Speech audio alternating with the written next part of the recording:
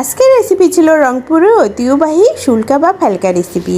প্রথমে লাউ শাক কুচি নিয়েছি, কচুর শাক, তারপর লাল শাক, তারপর নিয়েছি পুঁই শাক আর সাজনা পাতা, এটাও কুচিয়ে দিয়ে দিয়েছি, ভালোভাবে ধুয়ে পরিষ্কার করে নিয়েছি। এখানে আমি 2 থেকে 3 কাপ জল দিয়েছি, রসুন কুচি, কাঁচামরিচ, লবণ সব দিয়ে জলটা ভালোভাবে ফুটিয়ে তার মধ্যে কুচনো শাকগুলো দিয়ে দেবো। কুচনো শাকগুলো দিয়ে নেড়ে ছেড়ে চামচ দিয়ে দেব বেকিং সোডা, তারপরে ঢেকে সেদ্ধ করে নেব। শুকনো মরিচ ফোড়ন দিয়েছি আর একটু পেঁয়াজ ভেজে এখন আমি শুল্কাটার উপরে দিয়ে দেব। এতে কিন্তু ফ্লেভারটা একটু ভালো হয়, অনেকে সেটা দেয় না, আমার ভালো লেগেছে আমি দিয়েছি।